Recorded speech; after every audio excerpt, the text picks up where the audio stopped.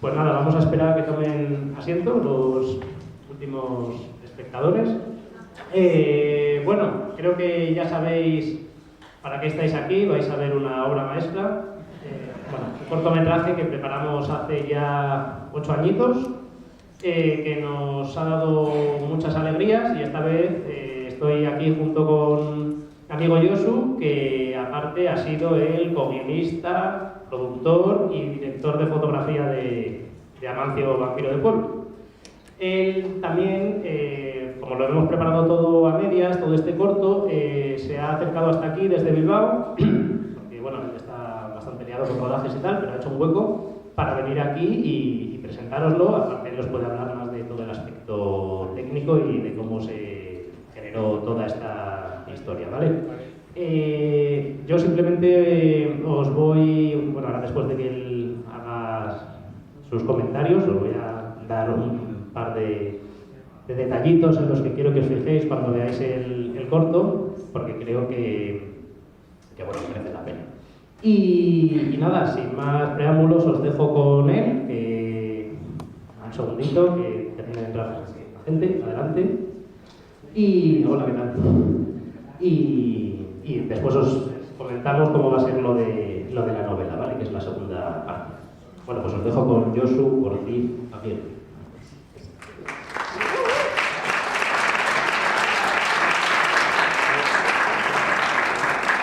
Hola a todos, hola Astorga, hola León, ¿qué tal?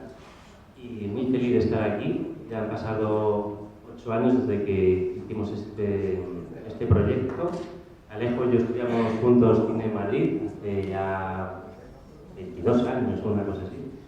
Y realmente nos pilló en una época que estábamos un poco parados, en la época después de la crisis del ladrillo y tal, y estábamos atascados, ¿no? Entonces nos empeñamos en hacer un corto juntos, y vamos, me empeñé yo como productor, y creía mucho en el talento de Alejo y tiré de él y mezclamos un poco el género de terror y el vampirismo, que nos gustaba mucho, aquellas veladas cuando compartíamos piso y veíamos cine de terror y vampiros, y nada, y supo fusionar León y el vampirismo y le dio el toque alcohólico. Entonces eso es un poco el germen y las claves del corto de Amancio y luego la novela. En cierta manera coescribí con él el guión y soy coautor del propio personaje. Y poco más, el corto se vende muy bien solo. Tampoco quiero liaros mucho, pero fue una experiencia fantástica, muy complicada. Nunca habíamos hecho un corto, aunque yo andaba en rodajes, trabajaba y trabajaba en el departamento de cámara, no sabía lo que era producir un corto, y bueno, fue un aprendizaje brutal. Y nada, os dejo con eso.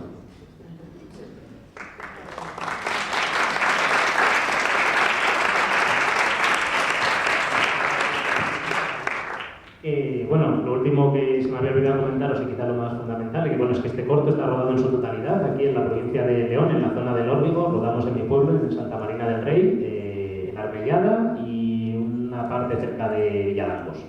De fondo, bueno, queríamos tratar el tema de la despoblación rural, que está presente, aunque no desde una perspectiva social. Y por cierto, quería aprovechar porque es que, aparte de otra persona más del equipo, que era mi madre, que se encargó del catering, también está María Guerra, que fue nuestra directora de casting y que está hoy aquí.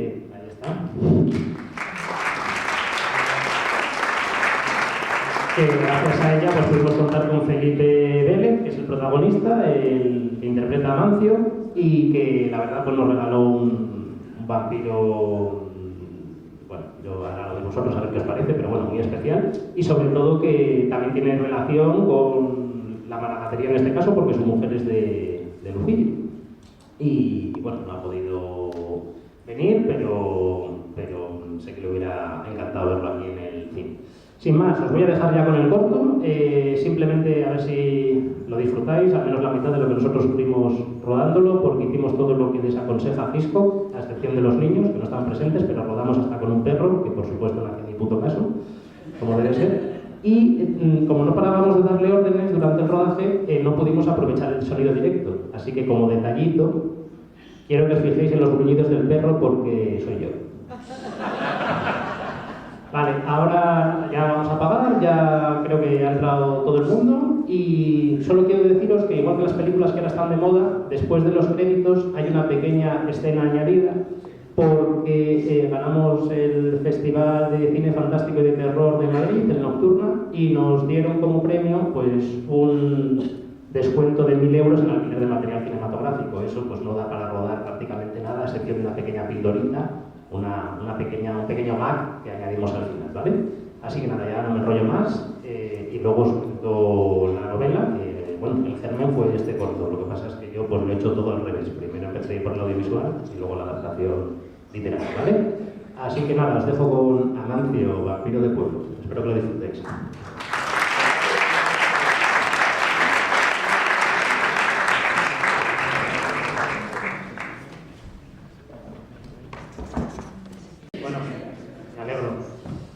Pues nada, ahora vamos con la segunda parte, que es de hecho a lo que hemos venido, que es la presentación de la novela. Como os dije, este corto nos trajo muchas alegrías, por eso hago este pequeño inciso. Tuvo 69 selecciones internacionales y 9 premios, también internacionales. Y nos presentamos a una convocatoria de Netflix que buscaba nuevas series y desarrollamos una primera temporada con 12 episodios y se lo presentamos. Les gustó, les pasamos así las 2 primeras reuniones y en la tercera ya nos dijeron que gracias por participar y que podíamos volver para casa. Pero bueno, igualmente, como había quedado mucho material escrito, a mí me daba pena que se perdiese y se quedase en el tintero, y con la pandemia, pues ya sabéis, mucho tiempo libre, pues al final me puse a ello y lo acabé desarrollando en formato de novela inspirado en todo esto. Y en su sabiduría infinita, Marciano Sonoro, Cristina Pimentel y Jesús Ramón Palmero, es que es largo, han tenido a bien darme la oportunidad de llevarlo a formato de libro y bueno, les estoy muy agradecido por ello. Y bueno, pues eso, ahora vamos a hacer una pequeña presentación mano a mano con el editor, ¿vale? Ahora os dejo con él. Bueno, muchas gracias por estar esta tarde aquí en torno al libro de Alejo. Deciros que para nosotros ha sido una suerte y una fortuna el encontrarnos con Alejo.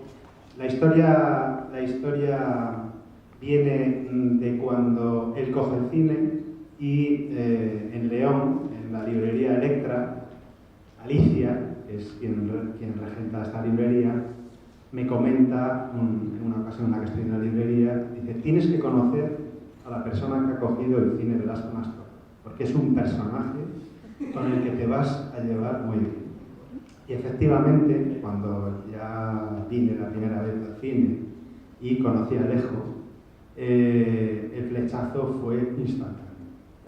En las diferentes conversaciones que fuimos teniendo a partir de ese momento, nos comentó esta historia que acabáis de ver del cortometraje y de, tal y como ha dicho, de cómo ese cortometraje se convirtió en una novela a partir de una adaptación para serie, etcétera, etcétera. Nosotros leímos ese texto que él había escrito y nos encontramos una novela extraordinaria, una novela que, planteada desde el humorismo, desde una historia rural, de terror, se trataba de una historia muy bien escrita. Evidentemente detrás había una persona que tenía tablas en la escritura de guiones.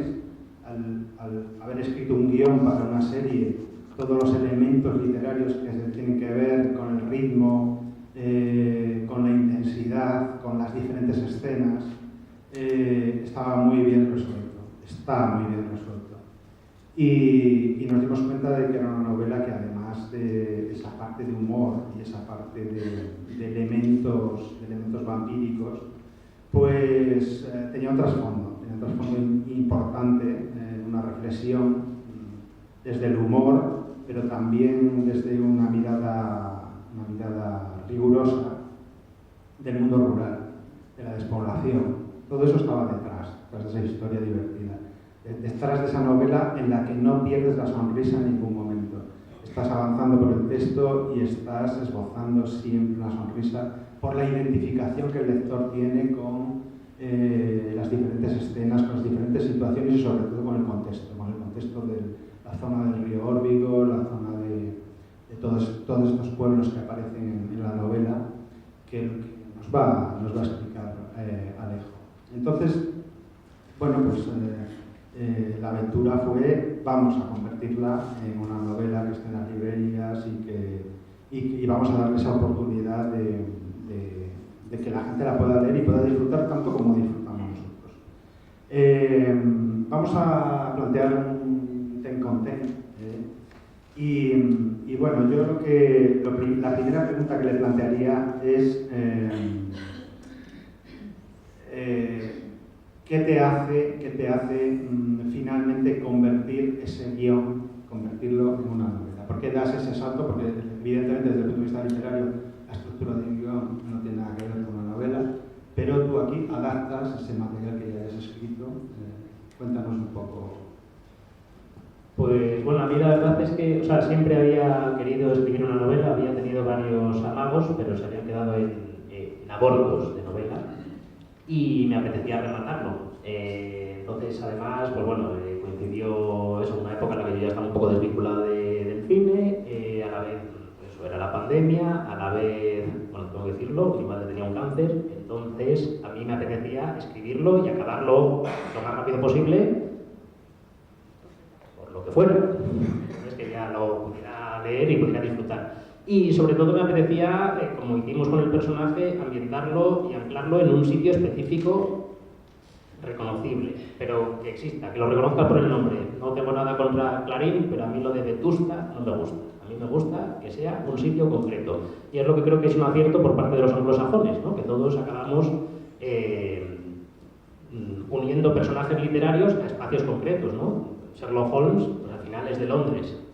Y eso es lo que yo quería, que es lo que he hecho en falta siempre en la ficción española, ¿no? Que siempre tendemos a inventarnos pueblos y a mí me gustaba que fuera un sitio específico, en concreto mi pueblo, que si lo conocéis, pues no está abandonado, pero bueno, para mí esto era un poco como el fantasma de las Navidades futuras, ¿no? Del cuento de Navidad de Dickens. O sea, es una realidad que todos sabemos que afecta a gran parte de la provincia y que a lo mejor en el futuro pues puede llegar ahí. Y por eso me animé. Siguiente pregunta. El libro mezcla terror, comedia negra, un concepto reciente, muy reciente, un estudio publicado hace escasamente un par de meses, que es el concepto de agrohorror, al que te has circunscrito de forma automática en el momento que cayó en tus manos este ensayo. ¿Qué significa para ti el adentrarte dentro de este tipo de géneros tan concreto como es el del terror unido con el humor y este concepto nuevo que es el de agrohorror? Pues bueno, esto del agrohorror yo hasta hace media hora no sabía ni que existía, pero en cuanto vi sus características, pues efectivamente me ascribo plenamente. Bueno, al final se trata de traer ese horror a lo castizo, a lo que todos conocemos, a lo que hemos mamado y no tanto a, pues eso, esos referentes de nuevo anglosajones, aquí lo digo para mal. Es decir, yo no quería ponerle una boina a Drácula, porque al final ya todas las versiones de vampiros, habidas y por haber, ya las conocemos, y a mí lo que me apetecía no era retratar al señor del castillo, sino al que vive debajo en el pueblo. Entonces yo simplemente imaginé pues cómo sería mi abuelo, que además se llamaba como yo, si hubiera sido convertido en vampiro, ¿no? Y sobre todo, que era lo que me apetecía explorar en la novela, cuando él no tiene un maestro, nadie le da las claves, nadie le explica cuál es su nueva condición y la tiene que ir descubriendo a base de ensayo y error. Entonces me parecía que al poner el personaje en esa tesitura, automáticamente todo se transformaba en humor absurdo y bueno, pues me gustaba. Que en el caso del terror, pues bueno, ya los que me conocéis más, ya sabéis que tengo una obsesión. Bueno, tengo varias, pero solo conocéis la de los vampiros. Y de hecho, cuando terminamos este rodaje, bueno, algunos ya lo sabéis, junto con Josu y otro amigo, alquilamos un coche y nos fuimos a Rumanía y recorrimos Transilvania y Valaquia.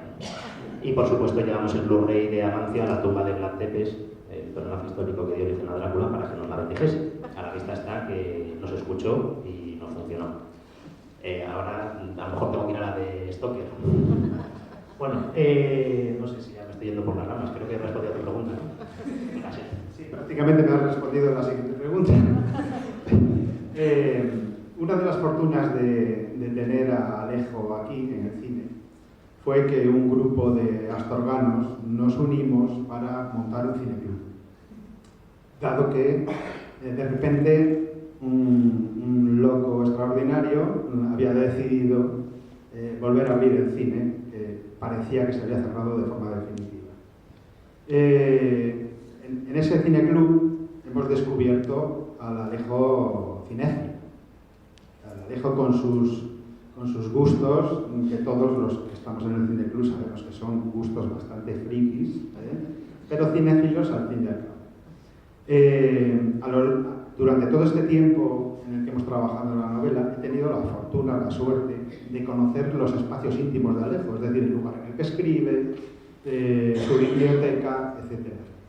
Y he descubierto que ese universo personal de Alejo, íntimo, contiene pues, una biblioteca extraordinaria. Y en esa biblioteca, por ejemplo, hay una cantidad de volúmenes. Ya a cuento de este comentario que ha hecho sobre sus gustos por lo vampírico, hay una cantidad de volúmenes inmenso de temas relacionados con el vampirismo, hasta el punto de encontrar, recuerdo, una vez que fui a tu casa, acababas de recibir unos libros de una universidad alemana que me preguntaba si conocía algún traductor alemán, porque habías recibido unos libros de una universidad alemana que analizaban la presencia de lo vampírico en los documentos europeos, bueno, desde la Edad Media, ¿no? O sea, realmente es asombrosa el mundo interior de esta persona que me acompaña aquí al lado. A mí me gustaría que ahondaras un poquito más en ese interés por lo vampírico. En el cineclub hemos tenido la fortuna de escucharte la presentación cuando pasamos Nosferatu. Has traído en la parte de cine comercial, trajiste el remake de Nosferatu del año pasado y bueno, pues un poco yo creo que deberías de ahondar un poco en ese interés por lo vampírico. Vale, bueno, yo quería parecer una persona medio normal, pero gracias a esto, pues a veces que soy un auténtico perturbado. Bueno, efectivamente mi obsesión con lo vampírico es rápido, lo voy a resumir porque es desde que vi la película de Coppola. No es necesariamente su mejor película, pero a mí personalmente me hipnotiza visualmente desde el minuto cero, ¿no? Y cuando vi esas imágenes de los empalados al principio, no por el tema de la tortura, estoy perturbado, pero no es en ese sentido. Simplemente me alucinó descubrir que todo eso tenía un trasfondo histórico y lo que más me llamó la atención y por lo que yo pretendía construir un mito con esto, un mito adaptado a la idiosincrasia leonesa, era porque me parecía alucinante que un personaje histórico olvidado, pero traído a la vida de nuevo por un escritor, Stoker, ¿no?, transformándolo en un personaje literario, hiciese que volviese a tener presencia el personaje histórico. Entonces era como la vida imitando al arte, imitando a la vida, ¿no? Entonces, no sé, tiene algo que sinceramente no lo puedo describir, simplemente me atrapa desde el minuto cero y por eso pues quería retratarlo de alguna forma, pero como os decía, este es un vampiro un poco particular, porque a mí lo que más me interesaba de los vampiros no es Drácula con superfuerza, capacidad de transformarse en 20 bichos y tal, que bueno, me parece un personaje un poco indestructible, ¿no? Yo quería uno que lo único que comparte con todos los vampiros que conocemos es que necesita sangre y que no puede caminar bajo la luz del sol, que por cierto tampoco es otra característica vampírica de la tradición, sino que lo creó Murnau cuando desaparece Nosferatu al final de la película. Este vampiro también está influido por el cine, y no os voy a contar más, pero digamos que el cine tiene una presencia también en la novela.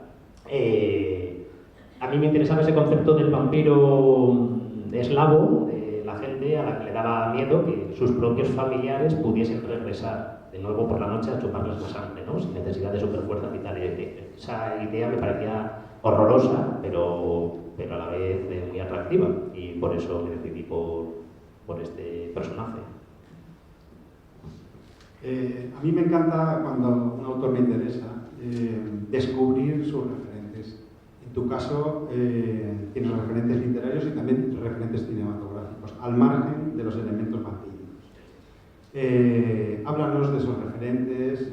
Sé que te interesa mucho el universo del cómic, te interesa en la narrativa, te interesan muchos aspectos de la narrativa, y en lo cinematográfico ahí nos perderíamos en tus gustos cinematográficos. Háblanos de todo ello. Bueno, sí, no os voy a aburrir. Digamos que en lo vampírico yo me limito a Drácula. Por supuesto he visto todas las películas de vampiros habidas y por haber, pero me quedo solo con ese personaje. Pero sí que me gusta mucho el género del terror, y la verdad es que me apetecía pues eso, tirar por un género específico, pero bueno, siempre mezclándolo con otras cosas. Y efectivamente, pues bueno, sí, también me encanta la novela gráfica, el cómic. Y en cuanto al cine, pues son unos gustos bastante eclécticos que... Es decir, a mí me gusta la gente que le gusta un determinado tipo de cine, pero bueno, no es mi caso. Me gusta pues un poco de aquí, un poco de allá, y sobre todo he hecho alguna selección de películas o propuestas para el cineclub que bueno, algunas han resultado atroces para mucha gente, lo entiendo. Pero bueno, sí, a mí esta mezcla del humor absurdo, la comedia, el terror, me gusta porque, en fin, yo veo la vida un poco así, ¿no? Ni dramática completamente, ni tampoco de tragicomedia, ¿no? Y con un tinte de terror, porque bueno, ya sabemos que el día a día está lleno de momentos absolutamente terroríficos, las facturas, en fin, yo soy autónomo, los que seáis que os voy a contar, vivir en una película de terror, serie Z.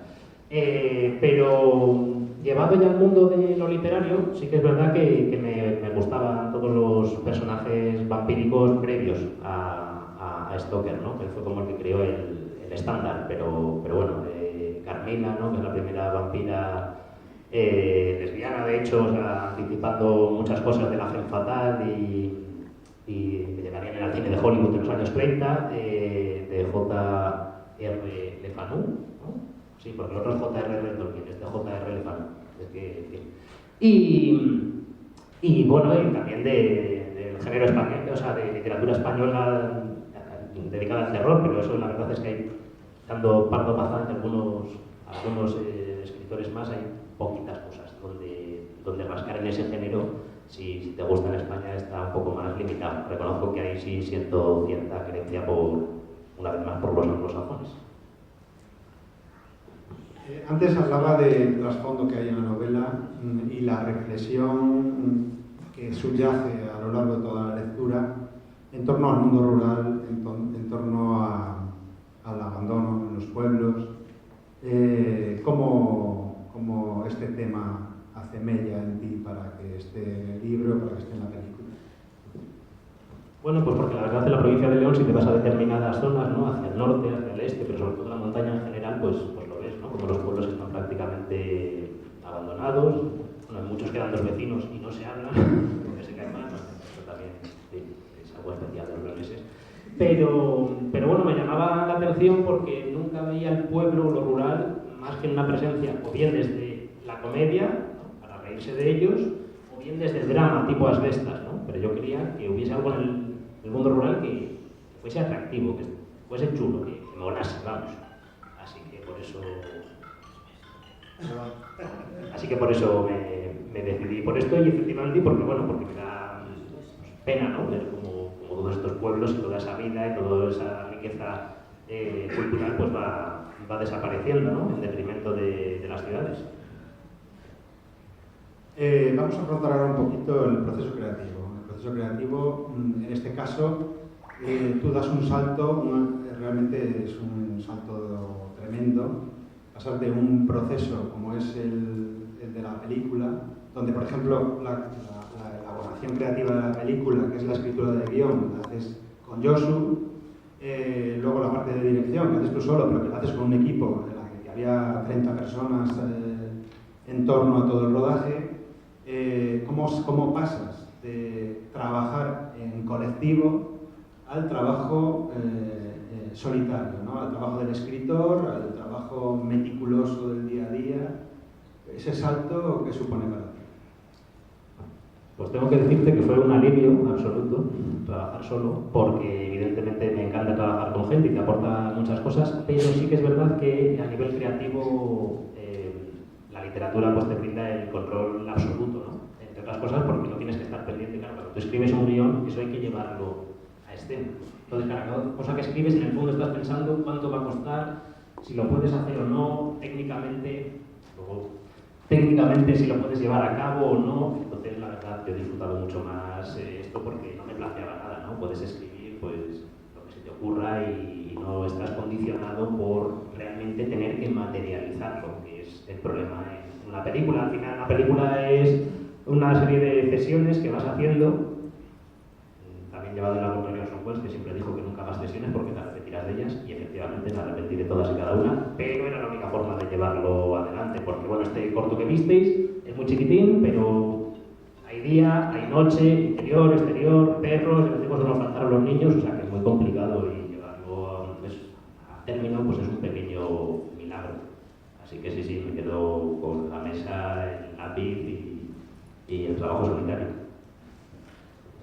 Dentro de todo este desnudar a Alejo, en el que estamos mostrando ahí el Alejo íntimo, tengo que deciros que cuando estábamos con el proceso de la novela, ya se había hecho la corrección y entonces se hace una revisión después de la corrección principal. Hace una revisión, hace una segunda revisión, hace una tercera revisión, hace una cuarta revisión, y hay un momento en el que le decimos: Alejo, hay que poner punto final porque la novela tiene que ir a imprenta. Entonces pone ese punto final, la novela va a imprenta, y cuando la novela ya está en imprenta, en uno de estos encuentros que tenemos regularmente, me enseña una especie de cajón que contiene un cajón que puede pesar como 30 kilos y que contiene en su interior documentos, dibujos, manuscritos, versiones impresas corregidas, versión 1, versión 2, versión 3, índices de los contenidos de la caja, o sea, algo realmente que yo no me había encontrado en mi vida. O sea, una meticulosidad, un casi obsesiva, yo diría compulsión por tener el control total de la novela. Es decir, una novela humorística de vampiros, que en principio podemos verla como una especie de divertimento, lleva detrás todo un proceso de construcción en el que aportas, quitas, añades. Cuéntanos cómo es tu proceso creativo, por favor. Bueno, simplemente que yo escribo a mano, porque a mí me gusta usar el ordenador también para corregirlo y tal, pero bueno, me gusta escribir a mano porque también dibujo, tomo apuntes, escribo chorradas, yo qué sé, bueno, me da más versatilidad, ¿no? Y el tema es que como en principio esto iba a ser para una serie, había una serie de personajes, valga la redundancia, que luego ya no iban a figurar en la novela, entonces tenía que quitarlos y quitar todas aquellas entradillas o salidas que tenían a lo largo de la novela, porque no os voy a contar nada especial, no voy a descifraros nada, pero la novela empieza con el nacimiento de Amancio en 1902 y llega hasta hoy con coronavirus incluido. Entonces, claro, a lo largo de ese siglo de existencia vampírica, pues pasan muchas cosas y a medida que lo volví a releer era como, hostia, de verdad os la cagada, no puede ser, me suicido con una cuchara. Pero bueno, había que hacerlo porque al final iba a quedar para siempre ahí y si no, sé que yo, como digo, soy un obsesivo y iba a sufrir leyendo sus errores de nuevo, una y otra vez. Bueno, yo creo que vamos a ir acabando. Te voy a hacer una última pregunta. La novela lleva en portada, en cubierta, una imagen fotográfica y encima de la imagen fotográfica un texto que dice basado en hechos reales. Para Yo tuve claro que en todo momento estábamos con una novela en las manos que pertenecía a ese género que llamamos autoficción. Es decir, Alejo estaba trabajando con materiales propios, materiales de su vivencia personal. Y cuando estábamos en el proceso de realización de la novela, él vino un día a una de las reuniones que teníamos en casa y nos vino con un montón de fotografías. Y dijo, a mí me gustaría incorporar en la novela. Yo enseguida me eché las manos a la cabeza, digo, fotografías, ya verás. Una serie de fotografías que ilustran los personajes. Y esas fotografías son fotografías de tu álbum familiar. Es decir, son fotografías que pertenecen a tu familia, a tus antepasados, etcétera, etcétera. Bien, entonces efectivamente es una autoficción. Porque toda esa ficción que tú estás contando de ese vampiro está personalizada en gente que es real, gente que son tus abuelos, tus bisabuelos, tu padre, tu madre, es decir, ahí van apareciendo. Claro, ¿qué pasa? Que nosotros cuando leemos la novela nos encontramos con que esas imágenes ilustran perfectamente el texto que estamos leyendo y que efectivamente son un documento de esos hechos que están narrándose de forma tan divertida y a la vez terrorífica en la novela. ¿Cómo gestionas el tema familiar para construir esta novela? Y con esto ya cerramos, y si alguno de ustedes tiene ganas de preguntarme algo, pues es el momento. Pues bueno, lo he gestionado muy fácilmente porque mi familia no tiene ni idea de que aparecen en sus fotos, a excepción de mi madre. Entonces, pues bueno, de hecho también aparezco yo, incluso cuando tenía pelo. Bueno, no, porque soy pequeñazo y da igual de calvo que ahora, pero yo también estoy presente de soslayo. Y eso, pues realmente no se lo he preguntado, porque tenía miedo de que me dijeran que no, sobre todo con la foto de portada, así que luego me enfrentaría a las consecuencias. Si finalmente la retiran de la librería porque me ha denunciado mi familia, os lo haré saber, pero de momento la tenemos disponible, así que aprovechad, que no sabemos lo que puede durar, o sea que pase como a la de Fariña.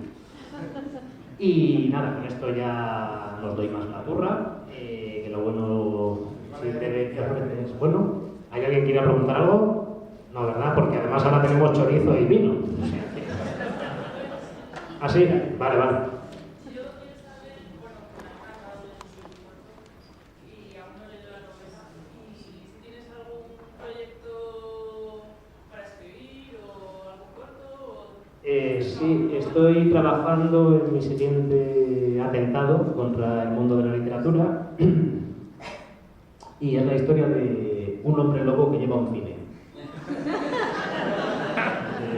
Es real, o sea, no puedo sustraerme a ello porque, o sea, en el escudo de Astorga, de los marqueses de Astorga, tenéis unos lobos. El único hombre lobo de España, Roma Santa, aunque era de Allariz, cometió su primer crimen en Almagarinos, en el Bierzo, donde mató a un alcaide de Ponferrada. Así que, en fin, va a ser mi siguiente obra. Además que los hombres lobo, cuando son humanos, pues hablan, eso sí me gusta, porque los zombies, como solo gimotean y hacen ruidos, pues no, les encuentro mucho atractivo.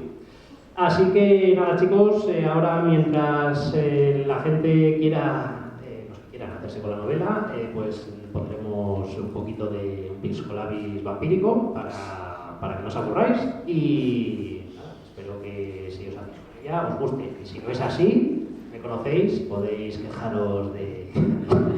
¿Vale?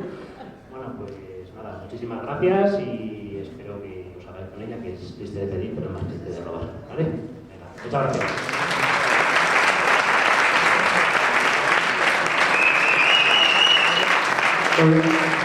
Alejo estará en la entrada, para los que queráis que os dedique el libro, pues con mucho cariño os lo dedicará. Muchas gracias. Adiós.